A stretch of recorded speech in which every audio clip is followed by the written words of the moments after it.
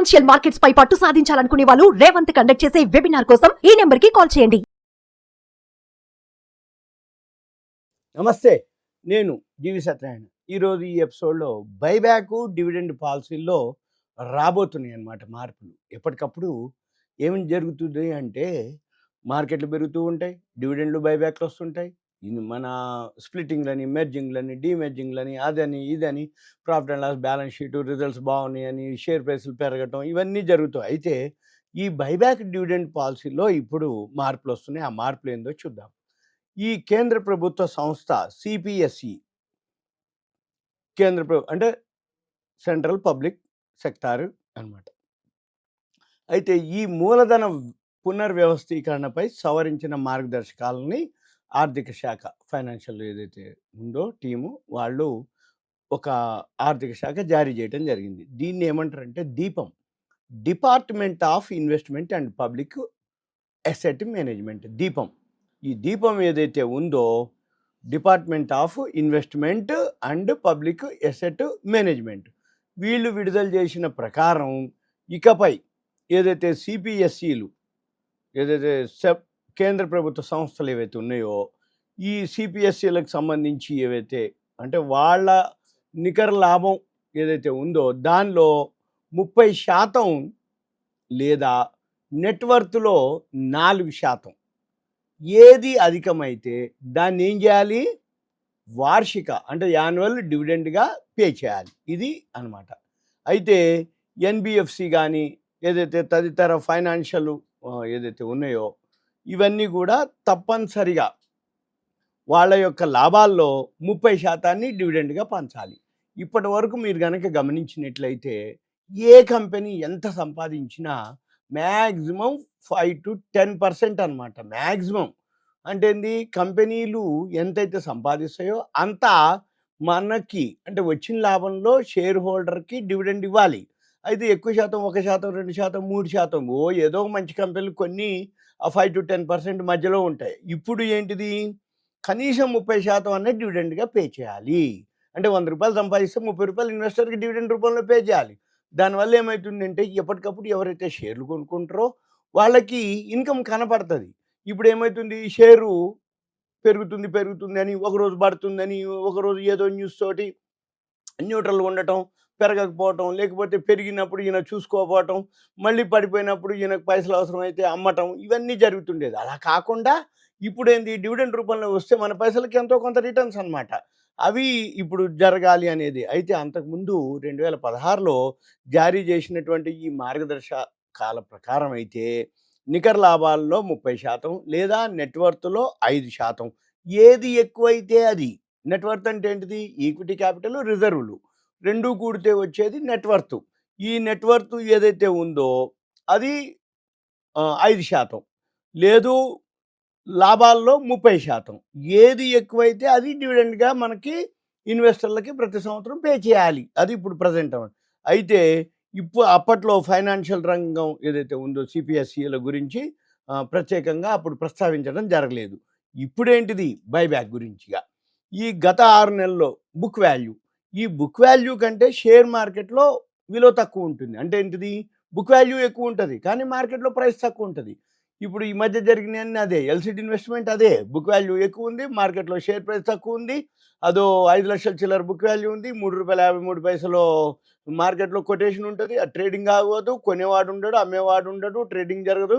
చివరికి company buyback చేసింది, buyback కూడా కాలేదు. చివరికి మొన్న ఈ మధ్య సెబీ ఒక సర్క్యులర్ చేయటం వల్ల ఒకటేసారి లిస్ట్ కావటం, 3 లక్షల చిల్లరకి పెరగటం, మళ్ళీ ఒక్కసారి అంటే ఏంటిది, బుక్ వాల్యూ ఎక్కడో ఉంది 5 లక్షల చిల్లర, షేర్ వచ్చి ₹3.53 ఎప్పుడో కొటేషన్ ఉంటుంది, కొనేవాడు ఉండి అమ్మడు. తర్వాత దాన్ని అన్లాక్ చేసి సర్క్యులర్ చేసినాక 3 లక్షల చిల్లరలో ట్రేడ్ అవ్వటం. తర్వాత అట్లాంటిదే ఈ నెట్వర్క్స్ ఒకటి, అది అలాంటివి చాలా ఉన్నాయి అన్నమాట. ఏది మనము స్క్రీనర్లోకి వెళ్ళి మీరు కనుక చెక్ చేస్తే దొరుకుతాయి అవన్నీ కూడా. అవన్నీ మీరు కొంచెం హోంవర్క్ చేయాల్సి ఉంటుంది, కొంచెం నాలెడ్జ్ ఉండాలి. ఎందుకంటే బుక్ వాల్యూ కంటే షేర్లు ప్రైస్ తక్కువనే చూసుకోవాలి. బుక్ వాల్యూ ఎక్కువ ఉండాలి, మార్కెట్లో షేర్ ప్రైస్ తక్కువనే అని అక్కడ ఎడిట్ కాలం ఉంటుంది. స్క్రీనర్లోకి వెళ్ళాలి, స్క్రీనర్లోకి వెళ్ళి మీరు ఏదైనా ఒక స్క్రిప్ట్, అక్కడ సెక్టార్స్ ఉంటాయి, సెక్టార్స్ క్లిక్ చేస్తే 83 సెక్టార్లు వస్తాయి. 83 సెక్టార్‌లో ఆల్ఫాబెటికల్ ఉంటది. ఒక సెక్టార్‌ని క్లిక్ చేసిరనుకోండి, అక్కడ ఆ సెక్టార్‌లో ఎడిట్ కాలమ్ అని ఉంటది. క్లిక్ చేసినాక, ఆ ఎడిట్ కాలమ్ క్లిక్ చేస్తే అక్కడ బుక్ వాల్యూ అని మనము టైప్ చేయాలి. అంటే ఎడిట్ చేయాలి. ఎడిట్ కాలమ్‌లో కాలమ్ యాడ్ చేయాలి. బుక్ వాల్యూ, ప్రెజెంట్ వాల్యూ అంటే మార్కెట్‌లో ఉన్న ప్రైస్. అది మనం గనక చూడగలిగితే మీకు దొరికిపోతాయన్నమాట. చాలా ఉన్నాయి అట్లాంటివి. అయితే అవి ఇప్పుడు మనం చెప్పటం కాదు. కాబట్టి ఆ బుక్ వాల్యూ కంటే తక్కువ ఉన్నటువంటి షేర్లను చూసి మనం లాంగ్ రన్‌లో కొనుక్కుంటే ఎప్పుడో ఒకసారి మనకొచ్చేస్తాయన్నమాట. అంటే డివిడెండ్ రూపంలో అన్నా వస్తాయి. లేకపోతే బైబ్యాక్ రూపంలో అన్నా వస్తాయి. లేకపోతే ఒకటేసారి ఆ ప్రైస్‌కి మన షేర్ ప్రైస్ మార్కెట్ పెరిగినప్పుడు పెరగటానికన్నా ఉంటాయి. ఇవన్నీ గూడా అంటే ఇప్పుడు దీనికోసం ఏం చెప్తుర్రంటే ఏదైతే బైబ్యాక్ చేయాలా కంపెనీలు, ఇప్పుడు దానికోసం కనీసం 3,000 కోట్లు నెట్ వర్త్ గానీ, 1,500 కోట్ల కంటే క్యాష్ రిజర్వ్స్ గానీ, బ్యాంకు నిల్వలు ఉంటే కంపెనీ రిజర్వ్‌లు, మిగులు నిధులు ఏదైతే ఉన్నాయో ఈక్విటీ మూలధనానికి సమానంగా లేదా 20 రెట్లు అధికంగా ఉన్నటువంటి కంపెనీలే బోనసు ఇవ్వాల్సి ఉంటుందన్నట్టు. అంటే జనరల్‌గా ఏం లేదు. ఈక్విటీ కంటే రిజర్వ్‌లని కాలం ఉంటుంది అక్కడనే. ఈక్విటీ కంటే రిజర్వ్‌లు ఎన్ని ఎక్కువ గనక ఉన్నట్లయితే ఆ సెక్టార్‌లో ఆ కంపెనీలు బోనస్‌లు ఇస్తాయి. ఒకవేళ బోనస్‌లు ఇయ్యకపోయినా బైబ్యాక్‌లన్నా చేస్తాయి. ఎందుకంటే ఎక్కువ ఉన్నాయి కాబట్టి ఫండ్స్ అవి చేస్తాయన్నమాట. అయితే ఇటువంటి కంపెనీలు ఏవైతే ఉన్నాయో, అయితే మళ్ళీ ఇంకొకటి గత 6 నెలల్లో షేర్ ముఖ విలువ కంటే అంటే ఫేస్ వాల్యూ రూ. 10 ఉందనుకోండి. లేదు రూ. 5 ఉంది. ఇప్పుడు ఎంఆర్ఎఫ్ ఉంది. ఉదాహరణకి షేర్ ముఖ ఫేస్ వాల్యూ రూ. 10 ఉంది. అయితే మార్కెట్ అది 150 రెట్లు కంటే అధికంగా పలుకుతున్నటువంటి listed CPSE, central public sector enterprise. CPSE అంటే సెంట్రల్ పబ్లిక్ సెక్టార్ ఎంటర్ప్రైజ్. అయితే అటువంటి కంపెనీలే స్ప్లిట్టింగ్ చేయాల్సి ఉంటుంది. షేర్ల విభజన చేపట్టాల్సి ఉంటుంది. అయితే దీంట్లో ఈ ఈ వేలో అంటే ఇలా ఎవరైతే స్ప్లిట్టింగ్ చేద్దాం అనుకుర్రో కనీసం 3 ఏళ్ల వ్యవధి ఉండాలి. ఒకదానికి ఒకసారికి. తర్వాత దీనికి సంబంధించి ఏదైతే ఉందో సిపిఎస్సి ఏవైతే ఉన్నాయో అన్నీ కూడా 51% పైనే ఉంటాయన్నమాట. ఏదైతే పబ్లిక్ సెక్టార్‌లు ఉన్నాయో ప్రమోటర్ స్టేక్ ఏదైతే ఉన్నాయో 51% కంటే పైనే ఉంటాయి.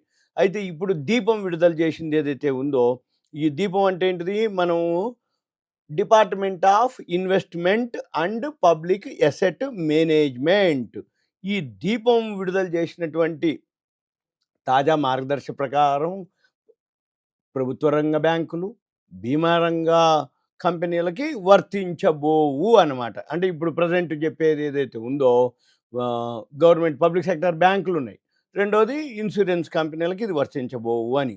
అయితే కంపెనీల చట్టంలోని సెక్షన్ 8 ప్రకారము లాభాల్ని పంచిపెట్టడం కానీ నిషేధించిన సంస్థలకు సైతం మార్గదర్శకాలు అమలు కావని దీపము స్పష్టం చేయడం జరిగింది.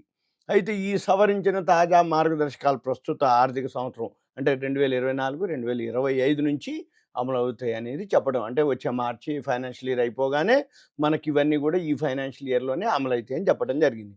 ఈ సిపిఎస్ఈలు ఏవైతే ఉన్నాయో మధ్యంతర డివిడెండ్లు ఇస్తాయి.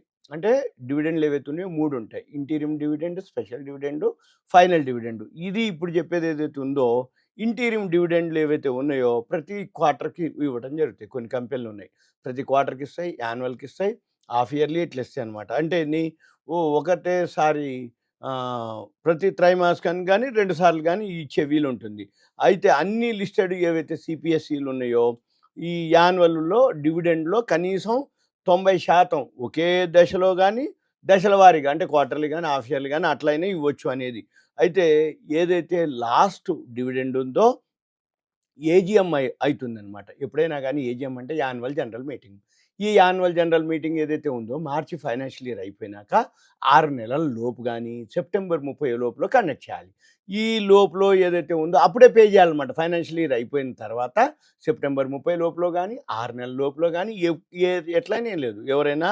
అయితే ఇది అన్లిస్టెడ్ కంపెనీలు ఏదైతే ఉందో వాళ్ళు ఒకటేసారి కూడా పే చేయొచ్చు అని చెప్పడం జరిగింది. అంటే అన్లిస్టెడ్ కంపెనీలు కూడా ఉన్నాయి. ఇప్పుడు చాలా వరకు ఉన్నాయి. ఓయో రూమ్స్ అని, ఎన్ఎస్సి అని, ఎన్ఎస్డిఎల్ అని అటువంటి 760 కంపెనీలు ఉన్నాయి ఇప్పటికి. ఈ 760 కంపెనీలు ఏవైతే ఉన్నాయో వాళ్ళ ఫైనాన్షియల్ ఇయర్ అయిపోయినాక ఏడాదిలో ఒకటేసారి మార్చి అయిపోయినాక కూడా ఫైనల్ డివిడెండ్ ఇవ్వచ్చు అనేది దీని యొక్క సారాంశం అనమాట. అంటే ఇప్పటి నుంచి ఏంటిదంటే ఏదైతే ఈ ఫైనాన్షియల్ ఇయర్లో ఉందో బైబ్యాక్, డివిడెండ్ వీటి మీద మనకి కొత్త కొత్త రూల్స్ రావడం జరిగింది. ఇవన్నీ మళ్ళీ నేను మీకు ఏవైతే చేంజెస్ ఉన్నాయో నేను ఇంకో వీడియోలో మీకు అప్డేట్ చేస్తాను. ఇదంతా మీకు ఒక awareness, education, information, knowledge purpose మాత్రమే. సుమన్ టీవీ ప్రేక్షకులకు ధన్యవాదాలు. Thank you. సెలవు.